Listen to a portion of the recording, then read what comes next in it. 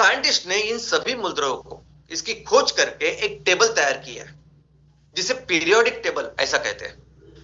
अभी इस periodic table में उन्होंने सभी जो मूलद्रव्य इसको रखा है, उसका टेबल बनाया है। और जैसे जैसे कोई मूलद्रव्य जैसे उसका एटॉमिक नंबर या अणुभारांक बढ़ता है, उसके अनुसार ये टेबल तैयार किया गया है। तो नंबर 1 पे अगर इस टेबल पे कोई है तो वो है हाइड्रोजन। हाइड्रोजन इस दुनिया में जितने भी मूलद्रव्य है, उस मूलद्रव्य में सबसे हल्का मूलद्रव्य है, जिसका एटॉमिक नंबर या अणुभारांक सिर्फ 1 है। तो ये टेबल अगर आप देखोगे, इस टेबल के ऊपर की जगह जो पीले में नंबर 1 पे है वो हाइड्रोजन है, उसके बाद हीलियम। तो पूरे मूलद्रव्य की शुरुआत ही होती है हाइड्रोजन से। लेकिन दोस्तों, पूरे यूनिवर्स में, ब्रह्मांड में सबसे ज्यादा, सबसे बहुत बड़े स्केल पे अगर कोई मूलद्रव्य है, अगर कोई वायु है, तो वो भी है हाइड्रोजन। आप यकीन नहीं करेंगे, लेकिन पूरे ब्रह्मांड में लगभग 73.9 यानी 74% जो वायु जिससे ये ब्रह्मांड बना है, वो भी है हाइड्रोजन। इनफैक्ट कई सारे ग्रह है, कई सारे तारे हैं जो सिर्फ हाइड्रोजन से बने हैं। हमारा जो सूर्य है, सूर्य भी बना है हाइड्रोजन और हीलियम इससे। तो पूरे ब्रह्मांड में सबसे ज्यादा जो वायु पाया जाता है वो है हाइड्रोजन। लेकिन ये हाइड्रोजन सब दुनिया, जब हम धरती की बात करें, जब इस एटमॉस्फेयर की बात करें, तो ये हाइड्रोजन कभी भी शुद्ध स्वरूप में हमें नहीं मिलता, कभी अकेला नहीं मिलता। इस मूलद्रव्य को बहुत क्लिंजी यानी बहुत चिपकने वाला ऐसा मूलद्रव्य कहते हैं, क्योंकि कभी भी आपको ऐसे ही सिर्फ हाइड्रोजन, शुद्ध हाइड्रोजन नहीं मिलेगा। ये हमेशा किसी न किसी के साथ चिपका हुआ या किसी के साथ संलग्न ऐसे ही मिलेगा आपको। हाइड्रोजन कई सारी चीजों में, कई सारी चीजों के जब आप केमिकल फॉर्मूलाज देखेंगे तो आपको पता चलेगा इसमें हाइड्रोजन है। मैक्सिमम जगह पे हाइड्रोजन है, लेकिन आपको हाइड्रोजन अकेला ऐसा कभी नहीं मिलेगा। तो अगर हमें हाइड्रोजन चाहिए, तो जो कुछ चीजें जिसमें हाइड्रोजन मिलता है उसको सेपरेट करना पड़ता है, तब जाके हम हाइड्रोजन का उपयोग कर सकते हैं। तो इसके लिए कौन सी वो चीज है जो हम इस्तेमाल करते हैं? तो सबसे ज्यादा जो फिजिबल है, सबसे सिंपल है, आसान है, वो है पानी। दोस्तों, हमारे दुनिया में, इस धरती के ऊपर पानी बहुत सारा है, और ये पानी बनता है हाइड्रोजन से। 2 हाइड्रोजन के आइटम और 1 ऑक्सीजन का आइटम। तो सिंपल जो हाइड्रोजन जिससे मिल सकता है वो है पानी। तो एक तरीका है कि इस पानी से हम हाइड्रोजन निकाल सकते हैं। इसे कहते हैं पानी का पृथक्करण। इसे कहते हैं केमिस्ट्री में इलेक्ट्रोलिसिस। यानी पानी में जब आप इलेक्ट्रिसिटी आप दौड़ाते हो, इलेक्ट्रिसिटी पास करते हो, करंट पास करते हो, तो जैसे बैटरी में पॉजिटिव और नेगेटिव ऐसे 2 ध्रुव होते हैं, वैसे ही जब आप ये करते हो तब कैथोड में पूरे हाइड्रोजन जमा होता है और एनोड में ऑक्सीजन जमा होता है। फिर वो जमा हुआ जो हाइड्रोजन है वो उसे हम निकाल सकते हैं। तो एक तरीका है जो इंसान ने जिसको खोजा है और जिसके ऊपर हम सब काम करते हैं। दूसरा तरीका ऐसा है कि एक और चीज है जो बहुत सारे हाइड्रोजन से बनी है और बहुत हर जगह वो मिलती है, वो है मीथेन। अब ये मीथेन नेचुरल गैस में है, ये बायोमास में है, हर जगह है। और मीथेन भी कैसे बना है? तो मीथेन बना है 1 कार्बन और 4 हाइड्रोजन। तो सिंपल अगर हाइड्रोजन से बनी हुई कोई चीज है तो वो है मीथेन। तो दूसरा तरीका ये भी है कि इस मीथेन को रिफॉर्म करते हैं, यानी इसका ये जो स्ट्रक्चर है मॉलिक्यूलर, उसको ऐसे बदलते हैं ताकि ये हाइड्रोजन हमें मिले। इसके अलावा कई सारे ऐसी इंडस्ट्रीज जो आज की तारीख में बहुत बड़ा प्रदूषण कर रही है, बहुत बड़े स्केल में वो नेचुरल गैस, कोयले का इस्तेमाल कर रही है, ग्लोबल वार्मिंग को बढ़ा रही है। तो इन सभी इंडस्ट्रीज को हम हाइड्रोजन के ऊपर कन्वर्ट करेंगे, ऐसा प्लान हर जगह चल रहा है। अभी ये काम करने के लिए अभी ऐसे प्लानिंग चल रही है, ऐसा काम हो रहा है, इस तरह का सब जगह कहा जा रहा है, बताया जा रहा है। लेकिन कुछ बहुत इंपॉर्टेंट इश्यूज है इसमें। सबसे महत्वपूर्ण इशू ये है कि ये हाइड्रोजन आज कैसे तैयार हो रहा है, किस तरीके से आप इसको तैयार कर रही है, सबसे इंपॉर्टेंट और महत्वपूर्ण है। दोस्तों, इस हाइड्रोजन का वर्गीकरण किया है। वर्गीकरण किसके ऊपर? कि किस तरह से आप हाइड्रोजन तैयार कर रहे हैं। तो हाइड्रोजन का जो वर्गीकरण किया है वो कलर के ऊपर किया है, यानी grey, blue, green, black, white, ऐसा सब कुछ है, अलग अलग है। अब ये जो कलर है, वैसे देखा जाए तो हाइड्रोजन का कोई कलर नहीं होता, हाइड्रोजन कलरलेस होता है। लेकिन ये कलर इसलिए दिया गया है कि ये पता चले कि आपने हाइड्रोजन को कैसे तैयार किया। हाइड्रोजन तैयार करने के लिए क्या लगता है? एक तो लगता है रॉ मटेरियल, तो आपने कौन सा रॉ मटेरियल लिया। और लेकिन सबसे महत्वपूर्ण बात है कि हाइड्रोजन तैयार करने के लिए लगती है बहुत ज्यादा एनर्जी। तो कौन सी एनर्जी का उपयोग करके आपने हाइड्रोजन तैयार किया है, उसके अनुसार ये कलर्स है। सबसे पहला कलर है ग्रीन हाइड्रोजन। ग्रीन हाइड्रोजन ने क्या, जो पूरी तरह से शुद्ध, पूरी तरह से रिन्यूएबल सोर्सेज से ही बनाया है, यानी उसका रॉ मटेरियल क्या है, तो पानी है जो रिन्यूएबल है। तो पानी का इलेक्ट्रोलिसिस करके हाइड्रोजन बना रहे हैं, और इस प्रक्रिया में जो भी एनर्जी लग रही है वो 100% रिन्यूएबल है, यानी 100% पर्यावरण का ख्याल रखने वाली एनर्जी है। इस तरीके से अगर कोई हाइड्रोजन तैयार होता है तो उसे कहते हैं ग्रीन हाइड्रोजन। दूसरा है टर्कवाइज हाइड्रोजन। अगर आप इसी प्रक्रिया में, यानी एनर्जी आप ले रहे हो रिन्यूएबल एनर्जी, अच्छी एनर्जी, लेकिन उसी के साथ जो रॉ मटेरियल है वो पानी नहीं, तो अगर आप मीथेन का इस्तेमाल करें, आप नेचुरल गैस का इस्तेमाल कर रहे हैं, तो वो है टर्कवाइज हाइड्रोजन। और उसका कलर कौन सा होता है, तो अभी आप H2 में जो कलर देखोगे हाइड्रोजन में, तो उस कलर को कहते हैं टर्कवाइज हाइड्रोजन। तीसरा है ब्लू हाइड्रोजन। अभी ब्लू हाइड्रोजन में क्या होता है, तो ब्लू हाइड्रोजन में जो आप रॉ मटेरियल ले रहे हो जिससे हाइड्रोजन तैयार करना है आपको, वो होता है फॉसिल फ्यूल यानी नेचुरल गैस। और इसके लिए जो आप जो प्रक्रिया में जो एनर्जी लगती है बहुत सारी, वो कहां से लाते हैं, तो वो भी लाते हैं फॉसिल फ्यूल से। यानी उसी के लिए भी आप मीथेन का उपयोग नेचुरल गैस का उपयोग कर रहे हैं, आप उसके लिए कोयले का इस्तेमाल कर रहे हैं, और ये सब करके आप आज हाइड्रोजन बना रहे हो। लेकिन इस प्रक्रिया के दौरान जो भी कार्बन डाइऑक्साइड तैयार हो रहा है, उस कार्बन डाइऑक्साइड को आप क्या कर रहे हो, तो हवा में नहीं डाल रहे हो, तो उसको आप कैप्चर कर रहे हो और स्टोर कर रहे हो। तो जिस प्रक्रिया में आप फॉसिल फ्यूल का हर जगह इस्तेमाल कर रहे हो, लेकिन एमिशन हवा में नहीं डाल रहे हो, आप एमिशन को कैप्चर करके स्टोर कर रहे हो, तो उसे कहते हैं ब्लू हाइड्रोजन। अब ये कैप्चर जो है, ये ब्लू हाइड्रोजन को रखना, एक तो जहां हाइड्रोजन की मैन्युफैक्चरिंग हो रही है वही आप स्टोर कर सकते हो, नहीं तो उस कार्बन डाइऑक्साइड को कहीं दूर लेके जाके कार्बन डाइऑक्साइड का एक टर्मिनल बना सकते हैं, और वहां पूरा कार्बन डाइऑक्साइड वहां जमा कर सकते हैं। ऐसा एक तरीका है। इसके आगे है ग्रे हाइड्रोजन। अभी ग्रे हाइड्रोजन तो ऐसा हाइड्रोजन है कि जिस हाइड्रोजन में आप फॉसिल फ्यूल का इस्तेमाल कर रहे हैं, नेचुरल गैस ले रहे हो, उसका रिफॉर्मिंग से आप हाइड्रोजन बना रहे हैं, और पूरी जो एनर्जी लगती है, जो एनर्जी वो पूरी तरह से 100% फॉसिल फ्यूल है, यानी कोयला है, नेचुरल गैस है, और इससे जो भी प्रदूषण हो रहा है, जो भी एमिशन हो रहा है, उसको आप हवा में ही छोड़ रहे हैं, राइट। तो उसका कोई आप कैप्चर नहीं कर रहे हो, और ऐसे ही करके जो हाइड्रोजन आज की तारीख में बन रहा है वो है ग्रे हाइड्रोजन, और इससे इतने सारा धुआं प्रदूषण हो रहा है। दूसरा है ब्लैक हाइड्रोजन। अभी ब्लैक हाइड्रोजन यानी वो हाइड्रोजन की जो तैयार हो रहा है कोयले से। कोल का एक गैसिफिकेशन प्रक्रिया होती है, यानी कोयले से आप गैस तैयार करते हैं और उस गैस से फिर हाइड्रोजन निकालते हैं, और इस पूरी प्रक्रिया में बहुत सारी एनर्जी लगती है, जो एनर्जी 100% फॉसिल फ्यूल से आ रही है, और बहुत सारा प्रदूषण इससे होता है। इसके अलावा और एक हाइड्रोजन है जिसे कहते हैं रेड, पिंक या पर्पल। यह हाइड्रोजन वो हाइड्रोजन है कि जिसके प्रक्रिया में न्यूक्लियर एनर्जी उसका इस्तेमाल होता है। इसके अलावा और एक हाइड्रोजन है जिसे कहते हैं येलो हाइड्रोजन। येलो हाइड्रोजन यानी वो हाइड्रोजन की जिसमें रिन्यूएबल एनर्जी और फॉसिल एनर्जी दोनों का उपयोग होता है, और इससे यानी दोनों का मिक्सचर होता है और हाइड्रोजन तैयार किया जाता है। इसके अलावा और एक हाइड्रोजन है जिसे कहते हैं गोल्ड हाइड्रोजन या व्हाइट हाइड्रोजन। दोस्तों, जिस तरीके से आज हम नेचुरल गैस निकाल रहे हैं पृथ्वी में से, यानी वहां नेचुरल गैस का स्टोरेज है, वहां डायरेक्ट उसमें मीथेन है जिसको हम निकाल रहे हैं और सीएनजी पीएनजी करके इस्तेमाल कर रहे हैं, वैसे ही साइंटिस्ट लोगों का कहना है कि ऐसे ही जमीन के अंदर बहुत सारा हाइड्रोजन भी है जो शुद्ध है। तो अगर हम डीप माइनिंग करें, हम और अंदर जाए, तो शायद हमें उस हाइड्रोजन मिल सकता है जो पूरे शुद्ध हो, हमें कुछ उसको मैन्युफैक्चरिंग करने की जरूरत नहीं, वैसे के वैसे हम उसका इस्तेमाल कर सकते हैं। और उस हाइड्रोजन को कहा गया है गोल्ड या व्हाइट हाइड्रोजन।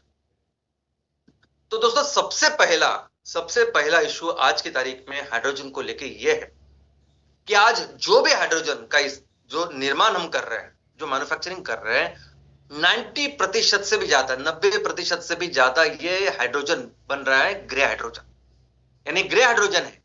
इस हाइड्रोजन में एक तो आप फॉसिल फ्यूल यानी नेचुरल गैस का इस्तेमाल कर रहे हो, वो तैयार करने के लिए पूरा कोयला या नेचुरल गैस, पूरा फॉसिल आप इस्तेमाल कर रहे हैं, और बहुत सारा एमिशन आप हवा में छोड़ रहे हैं, और ये करने के बाद फिर आपको मिल रहा है हाइड्रोजन।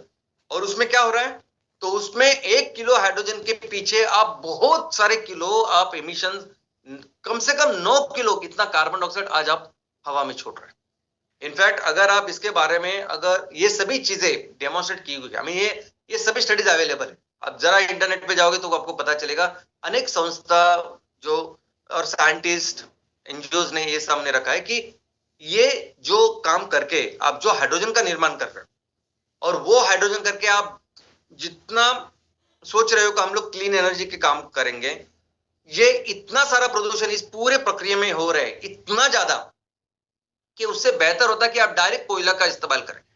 यानी जिस एनर्जी के लिए आप आज हाइड्रोजन तैयार कर रहे हो, उस हाइड्रोजन आज इतना ज्यादा ग्लोबल वार्मिंग कर रहा है कि उससे अच्छा होता कि आप डायरेक्ट कोयला इस्तेमाल करेंगे तो कम प्रदूषण होता। डायरेक्ट अगर आप नेचुरल गैस इस्तेमाल करेंगे तो कम प्रदूषण होगा। ये चीज उन्होंने दुनिया के सामने रखी। लेकिन सभी अभी इंडस्ट्री क्या बोल रही है कि नहीं, ग्रे हाइड्रोजन नहीं, हम ब्लू हाइड्रोजन के ऊपर जा रहे हैं। हम क्या कर रहे हैं? ब्लू हाइड्रोजन बनाने वाले हैं, ग्रे नहीं बन रहा है आज, ग्रे ही, लेकिन करने वाले हैं ऐसा बोल रहे हैं। रियलिटी क्या है? तो रियलिटी ये है कि ये सब ब्लू हाइड्रोजन, यानी उसमें भी सब वैसे ही होगा, उसमें भी पूरा फोसाइल फ्यूल से ही, वो मीथेन से ही हम लोग हाइड्रोजन निकालने की कोशिश करेंगे। जो भी एनर्जी लगती है वो पूरी तरह से फोसाइल होगी, कोयला होगा, मीथेन नेचुरल गैस होगी। और हम बोल रहे हैं कि जितना भी एमिशन होगा उसको 100% हम कैप्चर करेंगे और स्टोर करेंगे। लेकिन इस पूरे जितने भी ब्लू हाइड्रोजन के आज की तारीख में प्लांट लगे हुए हैं, जहां जहां ब्लू हाइड्रोजन का काम चल रहा है, एक तो आपने देखा कि 90% तो ग्रे ही हाइड्रोजन है, तो उसमें वो एमिशन लेने का, कैप्चर करने का तो कोई नहीं कर रहा है। हाइड्रोजन तैयार करने के लिए पूरा प्रदूषण हवा में जा रहा है। लेकिन जहां ब्लू हो रहा है, जहां ऑलरेडी जो ब्लू हो रहा है और जिसके ऊपर आप इतनी बड़ी प्लानिंग कर रहे हो पूरी दुनिया में, उसके भी अगर रिजल्ट आप देखोगे, और ये रिजल्ट अवेलेबल है, अगर आप नेट पे जाओगे, हर जगह सर्च करोगे तो ये सब केस स्टडीज अवेलेबल। तो ये ब्लू हाइड्रोजन भी बहुत ज्यादा पोल्यूशन कर रहा है। यानी इससे अच्छा है कि डायरेक्ट आप फोसिल फ्यूल को इस्तेमाल करो, वो कम प्रदूषण करेगा। ऐसी चीज आज दुनिया के सामने, इस सभी इंडस्ट्रीज के सामने ये सभी संस्थाएं रख रही, साइंटिस्ट रख रहे हैं। इनफैक्ट एक बहुत महान साइंटिस्ट है जिनका नाम है रॉबर्ट हुआर्थ। वो बोल रहे कोई इसके पीछे साइंस ही नहीं है। ये जो हाइड्रोजन हम तैयार कर रहे हैं और इसका इस्तेमाल कर रहे हैं और सोच रहे हैं कि ये सिर्फ पानी तैयार करेगा, ये बनाने के लिए इतना बड़ा एमिशन कर रहे हैं कि इससे अच्छा है कि फॉसिल फ्यूल करें। ये सिर्फ इसलिए हो रहा है कि ये सभी जो इंडस्ट्रीज है ना, ऑयल एंड गैस इंडस्ट्री, सबसे पहले तो ये सब बताने का काम, मार्केटिंग का काम, सब कुछ काम, ये हाइड्रोजन इतना अच्छा है, ये सब काम कर रही है आज की oil and gas marketing, oil and gas companies.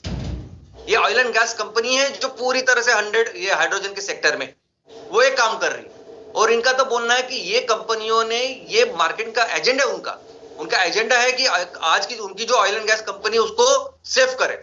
जो भी इन्वेस्टमेंट उन्होंने की है, जो उनका पैसा लगा हुआ है, वो पैसा वैसे ही बनता रहे, बस इसी के लिए ये काम चल रहा है। इनफैक्ट अभी फॉसिल फ्यूल इंडस्ट्री, यानी ये पूरे ब्लू हाइड्रोजन, ग्रे हाइड्रोजन के प्लांट उन्होंने ही लगाए।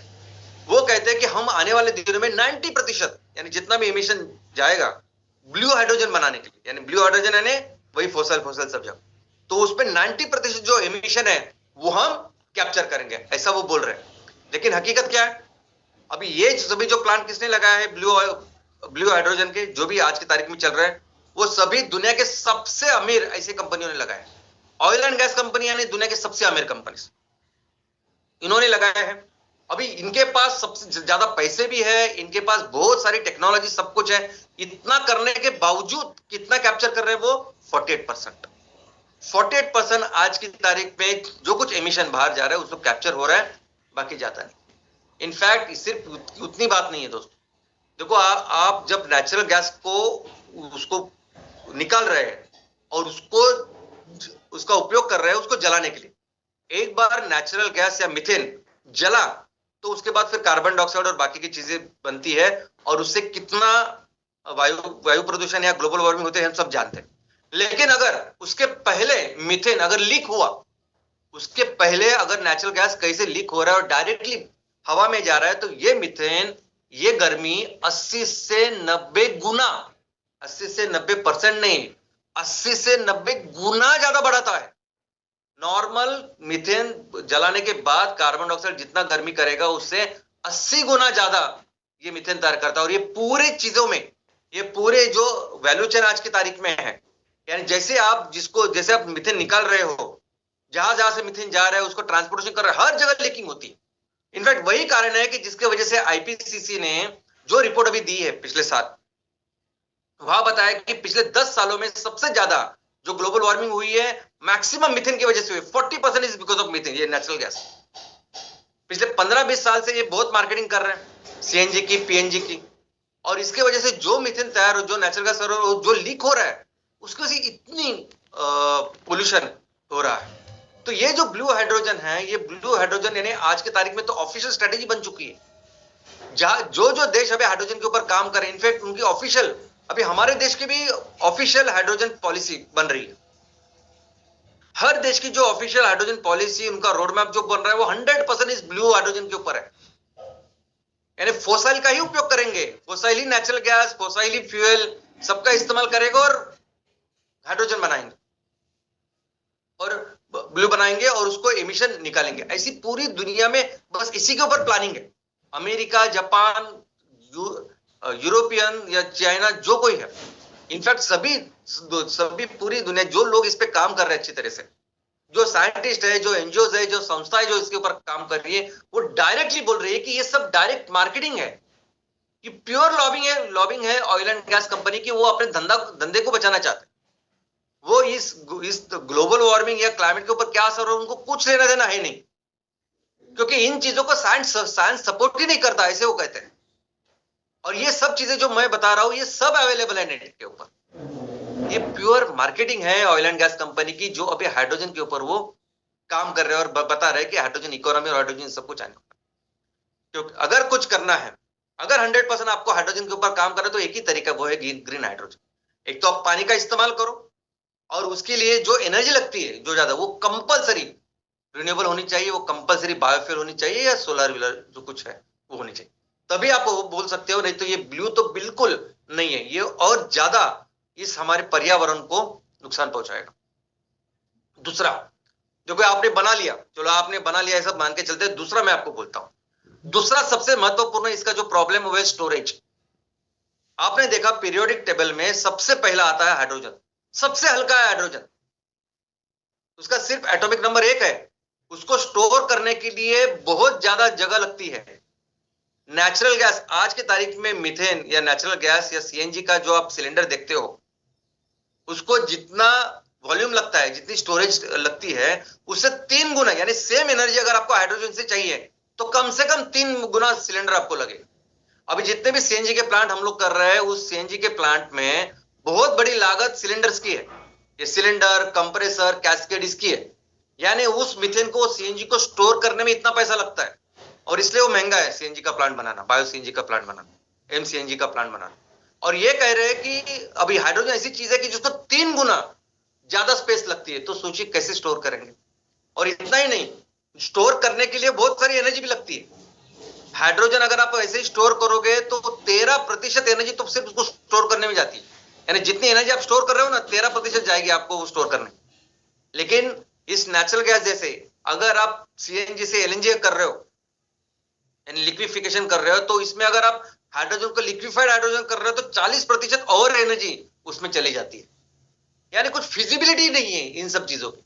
और इसके आगे तो इसका वैल्यू चेन, आप जहां से मीथेन निकालोगे, उस मीथेन की रिफॉर्मिंग करोगे, हाइड्रोजन तैयार करोगे, उसका ट्रांसपोर्टेशन करोगे, स्टोरेज करोगे, उसके बाद फिर उसे फ्यूल सेल में उसको कन्वर्ट करोगे, बैटरी करोगे, और वो फिर जाके किसी गाड़ी में लगेगी और फिर से वो इलेक्ट्रिसिटी तैयार करेगी। हो सकता है कि शुरुआत में भी आपको इलेक्ट्रिसिटी लगे, उसको क्रैकिंग करने के लिए पानी को हाइड्रोलिसिस करना है या रिफॉर्मिंग करनी है, फिर से जाके फिर से आप वो अल्टीमेट इलेक्ट्रिसिटी तैयार कर। ये पूरा जो चक्कर है, इस पूरे चक्कर में 60% अगर एनर्जी लॉस होती है तो कैसे होगा ये पता। ये फिजिबिलिटी है कि हाइड्रोजन का इतना बड़ा वैल्यू चेन है। अभी हमारा वैल्यू चेन देखिए, हमारी जो फैक्ट्री है उसके बाजू में 5 किलोमीटर के रेडियस में अभी आप सभी कर रहे हैं। नेपियर ग्रास, इतना सिंपल आसान सा तरीका, ये हाइड्रोजन है, आप सोच नहीं सकते हर चीज में। और सबसे इंपॉर्टेंट क्या है, इंफ्रास्ट्रक्चर। यानी इसके लिए एकदम नया इंफ्रास्ट्रक्चर की जरूरत है। आप हाइड्रोजन के लिए आज की तारीख में जो बना हुआ है उसका इस्तेमाल नहीं कर सकते। आज अगर मीथेन का स्टोरेज के लिए आपका कुछ है, अगर आप ऑयल गैस कुछ रख रहे हो, उसका स्टोरेज है, ट्रांसपोर्टेशन है, ये कुछ नहीं चलता हाइड्रोजन के लिए। हाइड्रोजन के लिए हर चीज के लिए आपको इंफ्रास्ट्रक्चर तैयार करना पड़ता है, नया इंफ्रास्ट्रक्चर तैयार करना पड़ता है, जिसके लिए बहुत ज्यादा पैसा लगता है। और ये पैसा सिर्फ आज की तारीख में ऑयल एंड गैस वो कंपनी डाल रही है, खर्चा कर रहे हैं, क्योंकि उनका अपना धंधा चालू रखना है। नहीं तो ये फिजिबल ही नहीं हमारे जैसे या डेवलपिंग नेशंस। बहुत ह्यूज इंफ्रास्ट्रक्चर कॉस्ट इस स्टोरेज में है। लेकिन दोस्तों सबसे महत्वपूर्ण चीज, यानी जिस चीज के ऊपर कई सारे साइंटिस्ट तो ऐसे हैं कि जो बोल रहे हैं कि ये पहली चीज है, यानी बाकी सब छोड़िए, नंबर 1 इशू की जिसके वजह से हाइड्रोजन किससे दूर रहना चाहिए वो उसका ज्वलनशील। हाइड्रोजन जलता नहीं है, वो फटता है। हाइड्रोजन बॉम्ब जैसे काम करता है, यानी कोई भी फ्यूल अगर जलेगा तो ये जलेगा नहीं, फटता है, इतना ज्वलनशील है। हाइड्रोजन को लेके जितने भी हादसे हुए वो अगर आप देखोगे, और इस इनफ्लेमेबिलिटी के बारे में, हाइड्रोजन के बारे में जब आप इनके बारे में पढ़ोगे तो कई सारे साइंटिस्ट लोगों को ये मैंने बोलना है कि बस इसी के लिए हाइड्रोजन नहीं करना चाहिए, बाकी सब छोड़िए आप। यानी हाइड्रोजन को स्टोर करके अपने साथ में रखना, यानी बॉम्ब तैयार करके अपने पास रखना जो कभी भी फट सकता है। ऐसी चीज एक्चुअल में है। और इस चीज के साथ कैसे आप घरेलू या इंडस्ट्रियल ऐसे काम करोगे। छठवीं बात कि ये जो हाइड्रोजन है ये बहुत कोरोसिव है, यानी जिस मेटल के इसमें आप उसको रखेगा तो उस मेटल को वो कोरोड करता है, कोरोजन करता है। यानी जिस अगर आपने बक्से में रखा उसको अगर किसी सिलेंडर में रखा तो सिलेंडर धीरे धीरे धीरे करके लीक होना होगा और ऑक्सीजन बाहर होगा। तो इसकी ड्यूरेबिलिटी भी ऑक्सीजन इस हाइड्रोजन के साथ अगर आप देखोगे तो बहुत कम है, बहुत जल्दी कोरोड करता है मेटल्स को और एस्केप हो सकता है एनवायरनमेंट में। और इंपॉर्टेंट चीज है उसका फ्यूल सेल, जिस हाइड्रोजन स्पेशल बैटरी की जिस हम बात कर रहे हैं उसकी एफिशिएंसी अगर आप देखोगे, नॉर्मल हमारी जो बैटरी है लिथियम आयन बैटरी वो उससे 3 गुना बेहतर है, 3 गुना ज्यादा एफिशिएंट है। तो ऐसी परिस्थिति है हाइड्रोजन की। और इस परिस्थिति में अगर हम ब्लू हाइड्रोजन की बात करें, इस इंफ्रास्ट्रक्चर की बात करें तो फिजिबल ही नहीं है। अगर हमें सच में नेट जीरो एमिशन के ऊपर काम करना है, अगर हमें सच में सस्टेनेबल फ्यूल के ऊपर काम करना है, या इस आने वाले दिनों में इस दुनिया का ख्याल रखना है, तो एक ही फोकस, एक ही सिंपल सॉल्यूशन उसका है जो प्रकृति ने, मां ने करोड़ों साल से हमारे सामने रखा है, वो है बायोफ्यूल। दूसरा है ही नहीं। अगर आप देखो ना, अभी इतने सारे पॉइंट्स मैंने डिस्कस किए, इतने सारे पॉइंट्स के में आप किसी भी पॉइंट के ऊपर आप कंपैरिजन कीजिए ना, हम किस तरह से बायोफ्यूल बना रहे हैं, किस तरह से उसका ट्रांसपोर्टेशन होता है। आज की तारीख में आपका जो भी स्टोरेज है, आज आपका कोयले का स्टोरेज है वो हमारे लिए उपयोग है, आज आपका सीएनजी का है वो हम बायो सीएनजी, यानी कोई नया इंफ्रास्ट्रक्चर नहीं, इसे ड्रॉपिंग फ्यूल कहते हैं। जिस तरह से हमारे घर में रसोई में आप डीजल का टैंक तो नहीं रखते, डीजल का बक्सा तो नहीं रखते ना रसोई में, कभी भी डीजल को आग लग सकती है, फट सकता है। उससे भी कई गुना डेंजरस है ये हाइड्रोजन। लेकिन जैसे हम घर में अपना पाम तेल रख सकते हैं, मूंगफली का तेल रख सकते हैं घर में रसोई में, वैसे उससे भी कई ज्यादा सुरक्षित है हमारे ये पिलेट्स, एमपिलेट्स। यानी बायोफ्यूल जो चीज है, अगर इसका आप ट्रांसपोर्टेशन, हर चीज आप देखो, हर लेवल पे देखो आप, कंपैरिजन ही नहीं है। कहा हाइड्रोजन और कहा biofuels, there is no comparison. Investment देखिए आप, हर चीज इसको देखिए। इनफैक्ट इसके आगे कंपैरिजन तो हो ही नहीं सकता बायोफ्यूल्स का और हाइड्रोजन का। बायोफ्यूल्स ही सस्टेनेबल। लेकिन एक पहल पूरी दुनिया में चल रही है, वो चल रही है जस्ट ट्रांजिशन। एक पहल ऐसी चल रही है कि पूरी दुनिया बोल रही है कि ठीक है, आप दुनिया बचाने की बात कर रहे हैं, आप क्लाइमेट को, एनवायरनमेंट को बचाने की बात कर रहे हैं, वो करिए, आप स्वच्छ ईंधन की तरफ जाइए आप। लेकिन ये जाते जाते हमारे भी ख्याल रखिए, लोगों के पेट का, उनको जो भूख लगेगी उनके खाने का भी ख्याल रखिए। आप ख्याल रखिए कि रोजगार तैयार हो, लोगों को काम मिले। अभी ये जो ब्लू हाइड्रोजन का काम सब चल रहा है, वो कैसे चल रहा है? ये बड़े बड़े कॉर्पोरेट लेवल का काम चल रहा है। बहुत बड़ी बड़ी फैक्ट्रियां होगी, उसमें वो अपना फॉसिल फ्यूल लेके आएंगे, वो हाइड्रोजन बनाएंगे, वो देंगे। यानी इसमें लोगों के लिए जो अपॉर्चुनिटीज तैयार होनी चाहिए, उनका जो ख्याल रखना चाहिए, उनके एम्प्लॉयमेंट का, उनके आमदनी का, इसका कुछ नहीं है। और हम देखिए हम देखिए हमारी एक सिंगल फैक्ट्री के साथ कितने सारे किसान वहां काम करते हैं, वेंडर्स काम करते हैं, एंटरप्राइज काम करते हैं, हर एक को पैसा मिलता है और उसके बाद फिर हम धंधा कर रहे हैं। तो हम जो बिजनेस कर रहे हैं तो ये एक्चुअल तरीका है काम करने के जिसमें हम अपने साथ कई सारे लोगों को आज इनकम दिलाने की कोशिश कर वो बाय डिफॉल्ट होने वाला है। तो यही है जस्ट ट्रांजिशन। इनफैक्ट सर दोस्तों आने वाले दिनों में ये जो अभी चल रहा है, हाइप चल रही है कि बाबा ऐसा होगा वैसा होगा, और ये सब चीजें आप देखिए, मैं जब आप इंटरनेट पे जाएंगे आपको पता चलेगा कि क्या एक्चुअली असलियत है हाइड्रोजन की।